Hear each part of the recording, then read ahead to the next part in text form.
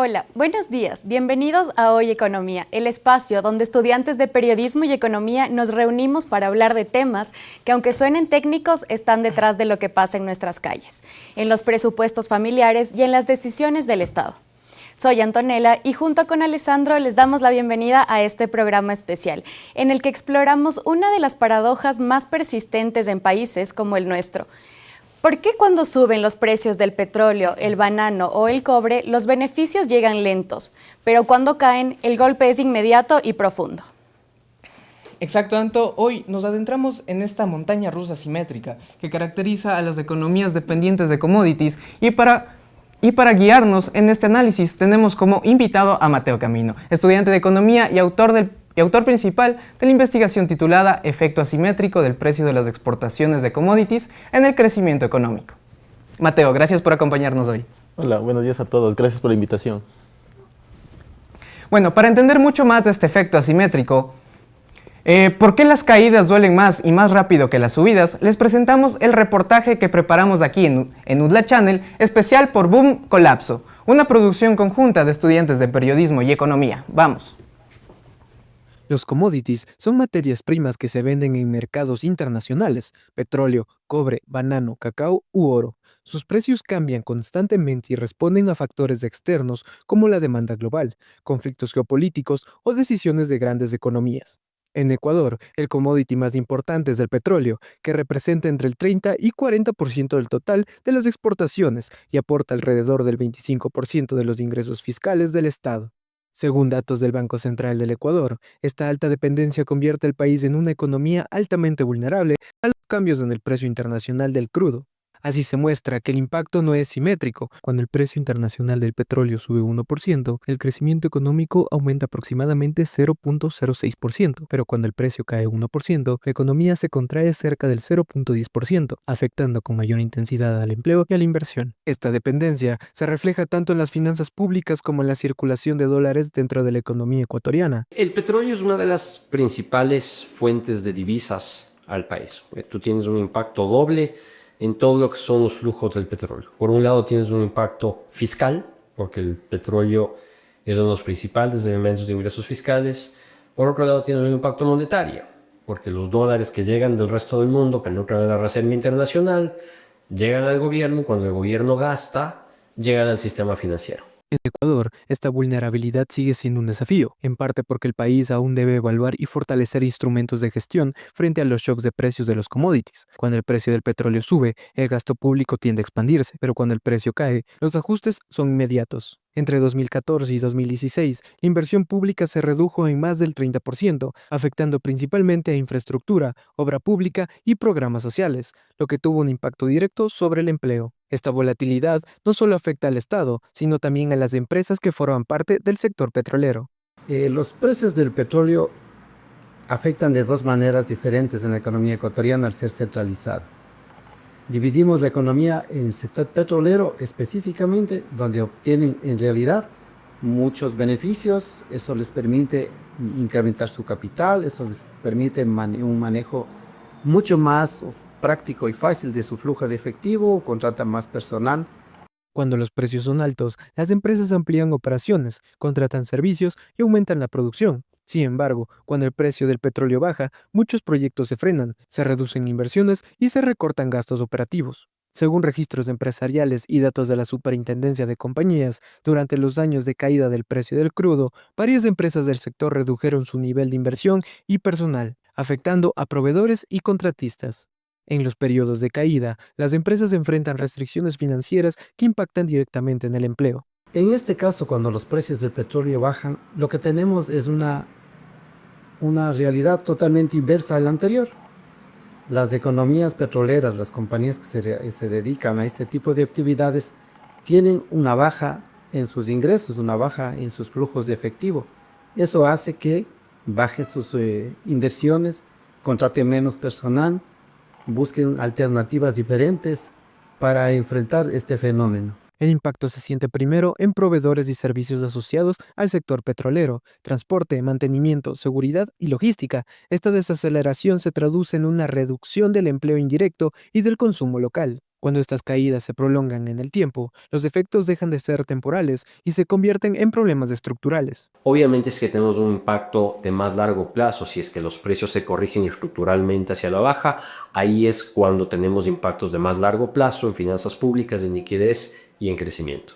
En enero de 2014, el precio del crudo ecuatoriano se ubicaba en $91 por barril y durante ese año llegó a bordear los $99. A finales de 2014 cayó abruptamente hasta $45 y la tendencia a la baja continuó hasta enero de 2016, cuando el precio tocó su punto más bajo con $21 por barril. Para 2025, el precio del crudo ecuatoriano se ha movido entre $53 y $67 por barril, un nivel muy por debajo de los picos de 2014, lo que muestra que la economía sigue expuesta a la volatilidad del petróleo.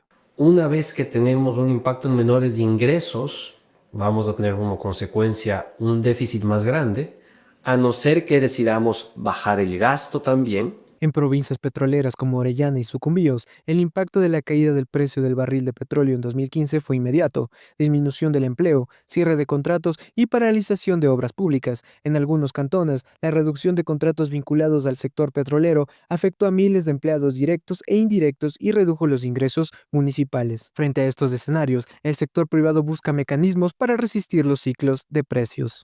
El sector privado, cuando en el sector petrolero, por ejemplo, hay una baja de precios, buscan alternativas, buscan optimizar sus procesos, buscan hacer nuevas inversiones o en el peor escenario, quedarse a la espera de que el precio del petróleo se incremente.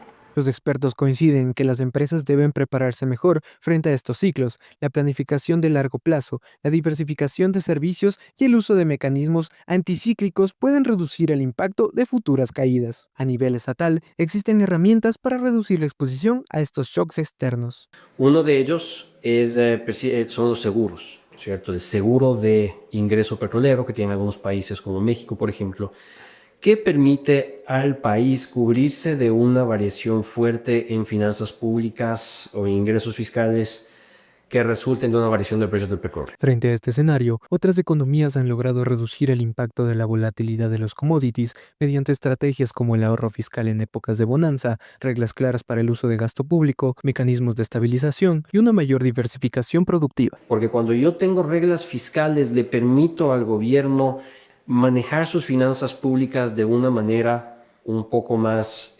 estructural, quitando los incentivos de incrementar muy fuertemente el gasto, ¿no es cierto?, durante épocas de mucha afluencia de ingresos, para poder compensarlo en época de poca afluencia de ingresos. Mientras Ecuador dependa mayormente de la exportación petrolera, el país seguirá sintiendo los impactos de la volatilidad de los precios del petróleo. La clave está en prepararse para las caídas, que son las que más golpean, y aprovechar las subidas para ahorrar, invertir y fortalecer la economía. Ahora bien, Mateo, tu estudio analiza datos de 23 países entre el año 2003 y 2019, incluyendo Ecuador, que depende en un 73% de sus exportaciones de commodity. Y revela algo que es crucial, y es que las caídas en los precios impactan con mucha más fuerza y rapidez que las subidas. Por eso, queremos comenzar con esta pregunta. Si bien es cierto, como escuchamos en el reportaje, hay un país que se podría ejemplificar como lo sería Noruega.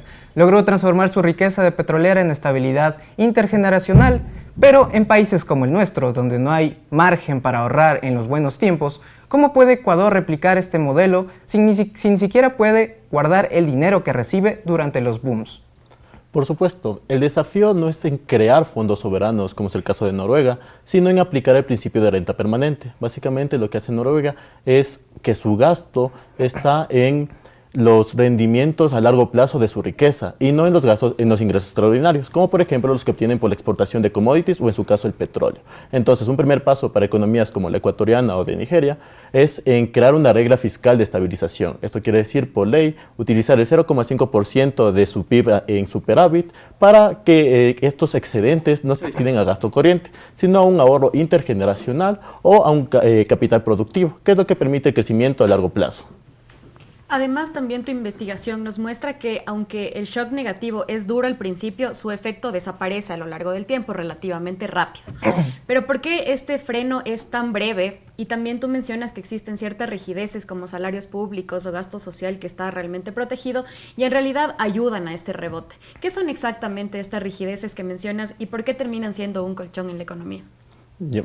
El efecto es profundo al inicio, principalmente porque como estas economías dependen de los precios de los commodities, cuando estos caen, sus ingresos nacionales y sus ingresos fiscales caen de manera abrupta. Eso obliga a que el Estado haga recortes. Ahora, el efecto dura poco, principalmente por dos factores. Uno, que el Estado usa, ¿cómo se llama esto? Reglas fiscales o mejor dicho, usa mecanismos contracíclicos, es decir, incursionan en deuda pública o usan reservas internacionales, eso con el fin de inyectar dinero a la economía y permitir que ésta llegue de nuevo a sus niveles previos al shock. Y el tema de las rigideces, esto va orientado al tema del gasto corriente. Ecuador, al tener un gasto corriente elevado, tiene un alto gasto en salarios, subsidios y transferencias. Entonces el Estado debe igual afrontar estos gastos. De esta manera, esto paradójicamente permite que el efecto no sea tan profundo y que también se llegue a sus niveles pre-shock de una manera más oportuna. Listo. Finalmente, frente a un nuevo boom de precios, siempre surge la misma tensión. Invertir en obras visibles como carreteras o en instituciones invisibles como transparencia, reglas fiscales y calidad del gasto. La literatura económica en esta parte es clara. Autores como Semoglu, Johnson o Robinson recomiendan las mejoras en institucionalidad, ya que una mejora moderada en este sector potencia o multiplica el efecto en el crecimiento económico. Esto es decir, instituciones extractivas, por ejemplo, que fomentan la exclusión social o están orientadas a la corrupción, de una manera tienden a disminuir o a mitigar el efecto positivo del shock, mientras que instituciones inclusivas que se caracterizan por fomentar la participación de los agentes económicos permite que este efecto se potencie o se multiplique porque llega a más personas, entonces el efecto multiplicador es aún mayor. De acuerdo, Mateo, muchas gracias por tu participación. Con eso despedimos el programa de hoy. Te agradecemos por tu participación en el programa y gracias a todos por acompañarnos en este episodio de Hoy Economía. Los commodities no son una maldición, pero sin reglas claras sí pueden convertirse en una trampa. La clave no está en cuánto sube el petróleo, sino en cómo nos preparamos para cuando baje. Nos vemos en la próxima edición de Hoy Economía. Hasta luego.